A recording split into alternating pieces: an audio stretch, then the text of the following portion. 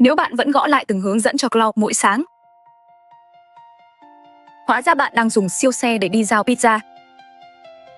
Hiện có hơn 80.000 kỹ năng Claude được phát hành. Anthropic đã cung cấp sẵn các mẫu chính thức cho tài liệu, bảng tính và thiết kế.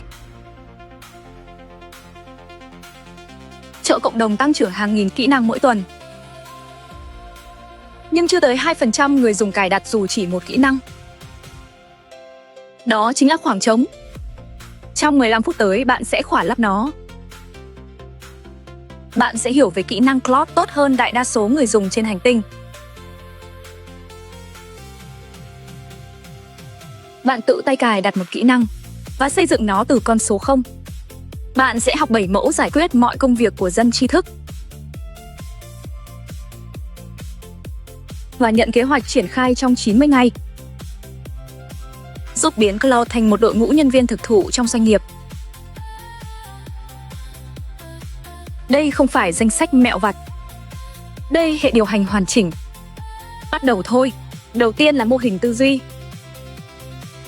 Hầu hết hướng dẫn trên mạng đều bảo rằng kỹ năng Claude chỉ một đoạn lệnh lưu. Điều đó hoàn toàn sai. Đó cũng lý do nhiều người cài đặt một kỹ năng, nhận kết quả bình thường rồi không bao giờ quay lại. Một đoạn lệnh lưu chỉ giống như thẻ công thức nấu ăn. You read it, you start cooking, you improvise the rest. And the meal tastes slightly different every time. A skill is a trained employee. It has a job description, a step-by-step standard operating procedure, a quality bar with concrete examples of what good looks like, an escalation policy for when things go wrong, and the access, permissions, and tools needed to do the work. That is the difference between handing your intern a sticky note rồi đưa tập tài liệu cho đồng nghiệp. The compounding angle matters even more. Bronze decay. Bạn quên mất câu lệnh từng dùng tuần trước. Hôm sau gõ lại, kết quả lại tệ hơn. Kỹ năng thì tích lũy. Mỗi lần sửa tệp skill.mem đi là được lưu vĩnh viễn. Sau 30 ngày tinh chỉnh, kỹ năng tạo ra kết quả. Chuẩn như chuyên gia cấp cao trong mọi trường hợp. Mà không cần giải thích lại. Prompt là thứ bạn phải nhớ. Skill là thứ bạn sở hữu. Đó là toàn bộ sự khác biệt. Bây giờ là cấu trúc của một kỹ năng thực tế. Đây là điểm 90% kỹ năng cộng đồng thất bại. And nobody talks about why. A skill is just a folder on your computer. Inside the folder is a single file called skill.md, that is it. No dependencies, no configuration files, no build step. For Cloud Code, skills live in two places. Or project directory at Cloud Chain Skills, which keeps the skill scope to one repo. Or your home directory at _chain, Cloud Chain Skills, which makes the skill available everywhere. Dùng project scope cho việc riêng của client hoặc repo. Dùng global scope cho quy trình cá nhân chạy ở mọi dự án. The skill.md file has two parts. The YAML front matter at the top fence by 3 dashes. And the instructions below. The front matter is the most important block in the entire file. It contains a name field in COBOL case, which is how you invoke the skill. Và ô mô tả gồm một đoạn văn ngắn.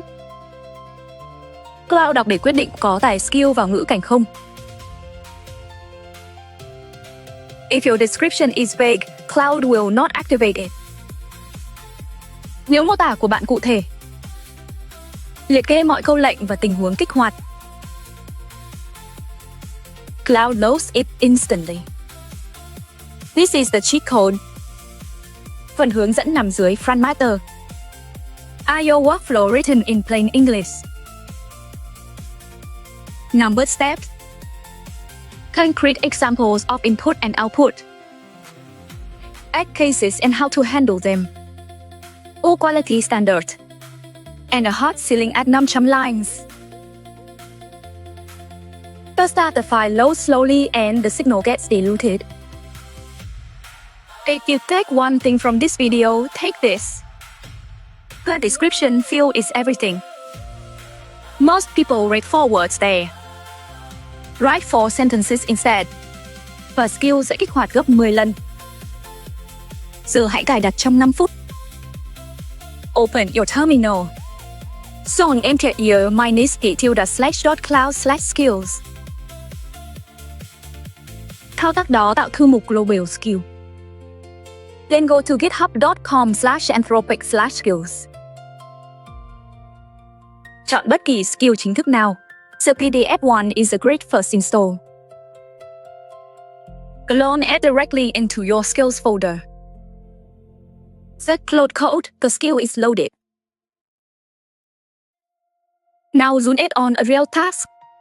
Drop 12 PDF invoices into a folder. Ask Claude. Trích xuất từng dòng từ các hóa đơn này. And give me a CSV. Watch the skill fire automatically. 40 minutes of manual work done in 38 seconds. Đó là lúc mọi người nhận ra thực tế. Happening here. The skill did not just save you time. It applied a consistent extraction schema. Handle the malformed PDF that would have crashed your script. And produced output you can paste straight into a spreadsheet. While you are here, browse skillsmp.com. That is the public marketplace. Sort by category. Chọn thêm 3 skill phù hợp với vai trò. Drop them into the same directory. Restart Claude. Sẵn mực on real tasks this week. So not build anything yet. The whole point of phase 1 is to feel how skills behave.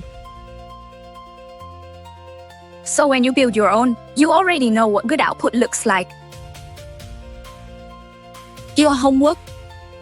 Tải 3 skill cộng đồng trước khi cảnh tiếp theo tải. Now you are ready to build. But before you write a single line of skill.md, zoom the 3 question test.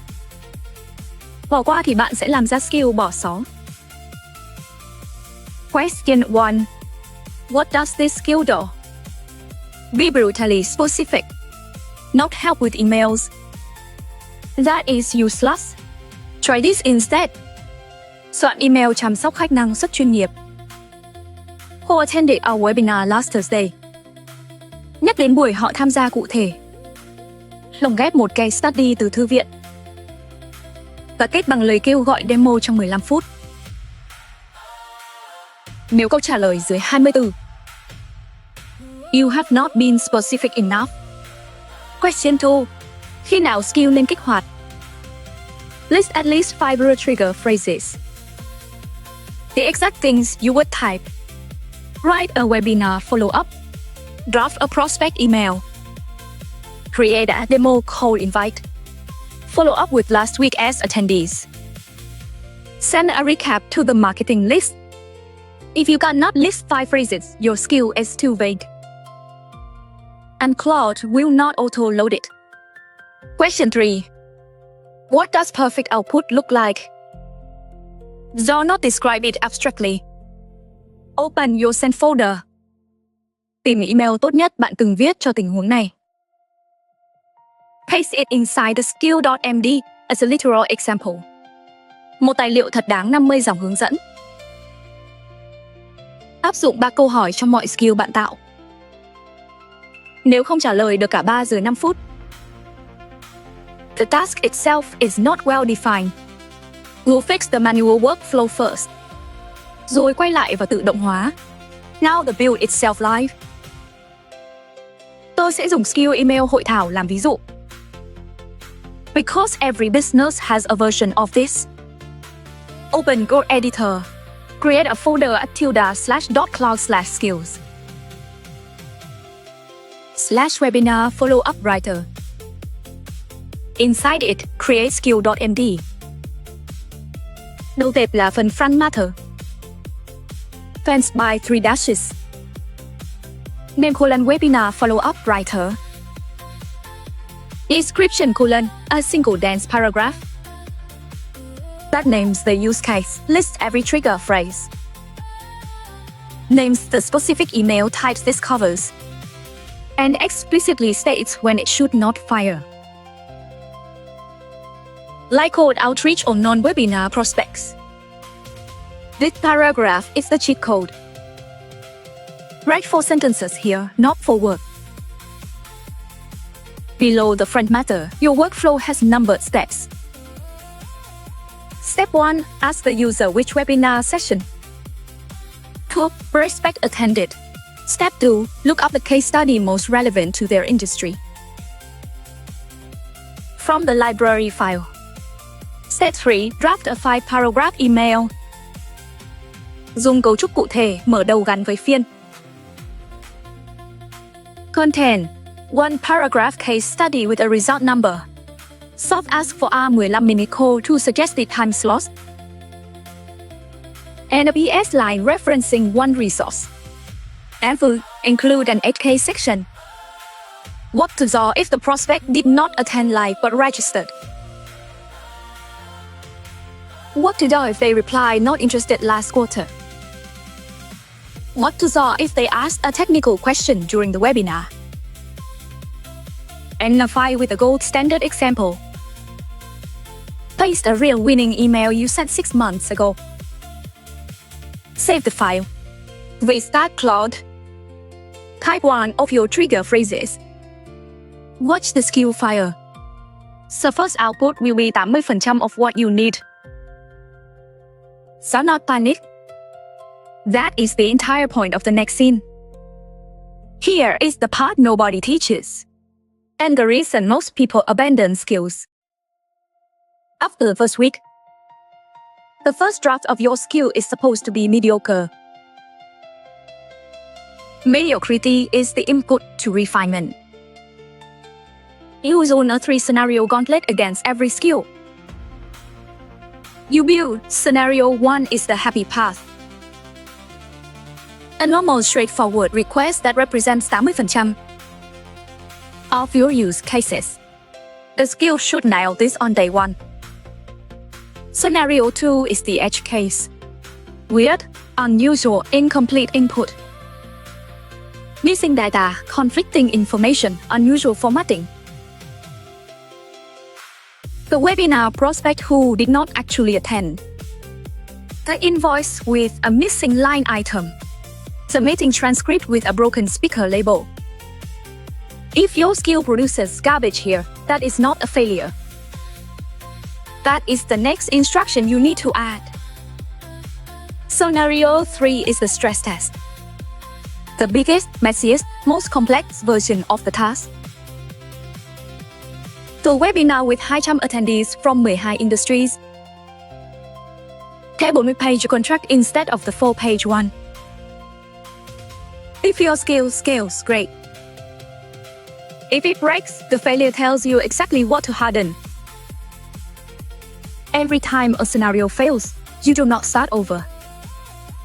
You add one specific instruction or one example, to skill.md that would have fixed it. Then you rerun. After 4 weeks of this loop, your skill produces output that is indistinguishable from a senior teammate doing the same task. Block 15 minutes every Friday for refinement. Put it on the calendar. Non-negotiable for the first month. After 4 weeks, drop to monthly. The compounding here is brutal in the best way. A skill at week 1 saves you 10 minutes per task. Skill at week 8 does the entire task without you reviewing it. Now the secret nobody publishes. Every skill you will ever need maps to one of 7 patterns. Memorize these and you will never stay at the blank skill.md again. Pattern 1. Extractor pulls structured data out of unstructured input. Invoice fields out of PDF. action items out of meeting transcripts. Customer complaints out of email threads. Pattern 2 drafter produces a first draft artifact. From a brief. The webinar follow-up, the product description. Key post, the board update, pattern 3 critic. Reviews work against a rubric. Code review, copy review, design review, proposal review. The critic skill should always produce a numbered list of changes with severity tags, not fake feedback. Pattern 4. Researcher gathers and synthesizes information from sources with strict citation rules. Competitor analysis, market sizing, technical research. With linked sources. Pattern 5. Translator converts between formats. Product spec into JIR tickets, meeting transcript into action. 8 terms.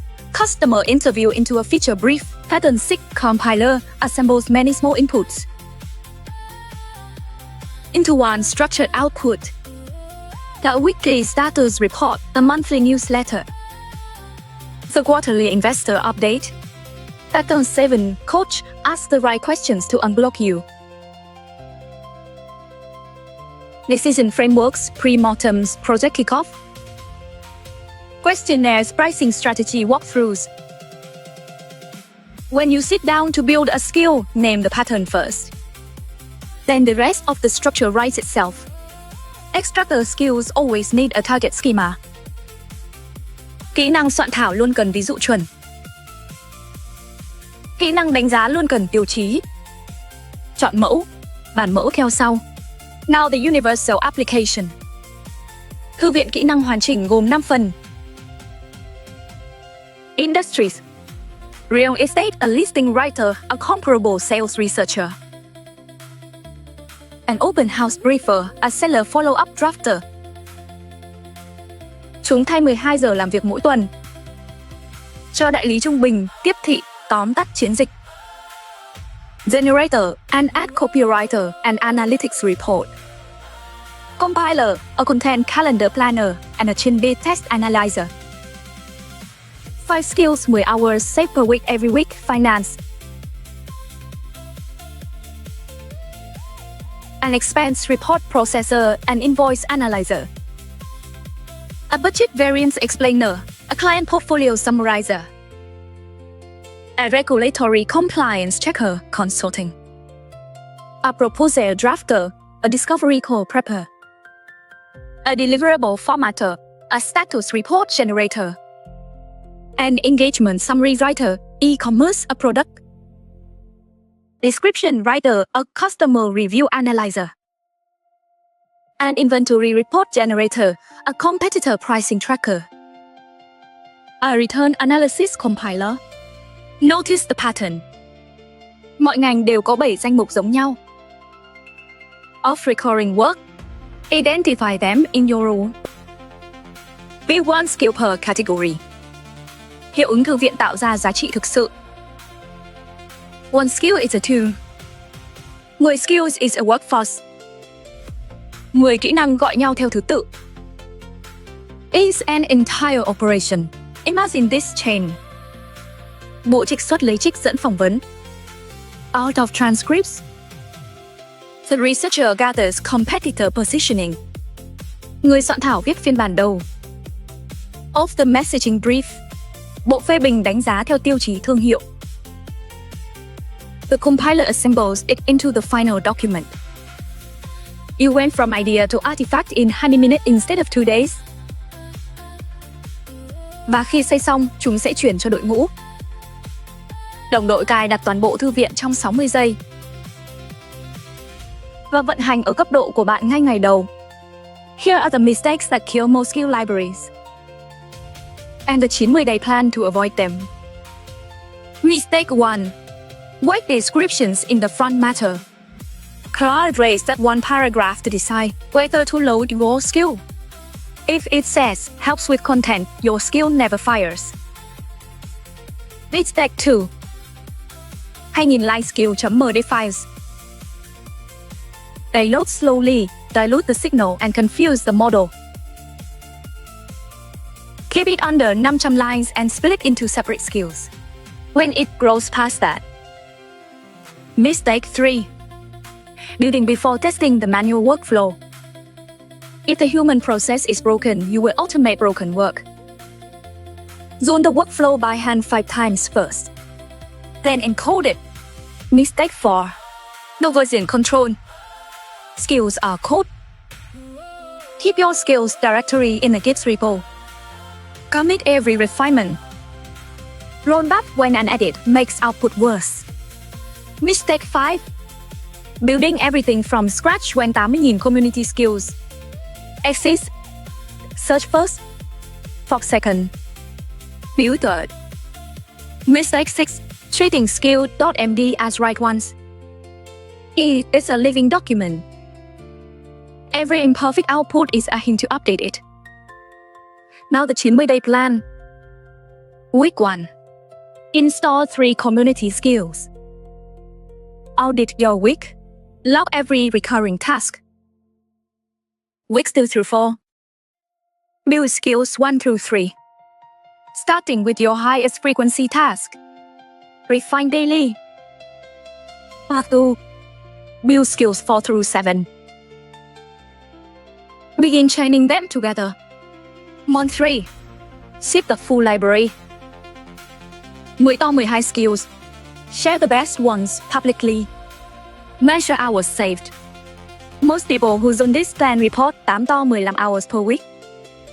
Recovered by day 90. That is 2 full work weeks per month back in your hands. Random talk. 90% of people watching this haven't they subscribed. We pour serious hours into every single one of these videos. Say research, the writing, the visuals. Even the free PDF at the end.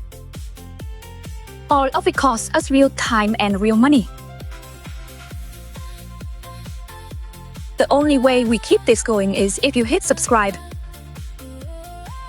On Facebook, subscribe is the supporter button. That is the one that actually keeps the lights on. On YouTube, it is free. But it tells the algorithm to send you more. Subscribe early. Win early. Muốn bỏ qua mò mẫm thử sai? Hãy bình luận skills dưới video. Chúng tôi gửi bạn hệ thống Claude Skills. As a free PDF. 40 pages. 25 page ready skill. .md templates across 5 industries. 7 bản mẫu pattern. Bài kiểm tra 3 câu dạng phiếu điền. Danh sách kiểm tra thứ 6-15. Thay 90 day rollout calendar. Công thức cụm từ kích hoạt kỹ năng. 10 times more often. Say 20 community skills worth installing today. With direct links. And 5 end-to-end skill chaining recipes. That turn 10 tools into a single operation. Comment skills and it is yours. Nhân tiện, hãy xem 4 hướng dẫn trả phí. Linked below the video. The Claude code used for the full setup. The codex guide if you also use OpenAI's coding agent. Cẩm nang bán hàng Claude. If you sell with AI in the loop. Tự ôn tập kiến trúc sư Claude chứng nhận. Nếu muốn định vị mình là người dẫn đầu. Companies actually pay for this. Mọi tác vụ lặp lại trong doanh nghiệp. It's a skill waiting to be built. Thư viện bạn ra mắt quý này. Là phong cách mang sang năm tới. Catch you in the next one.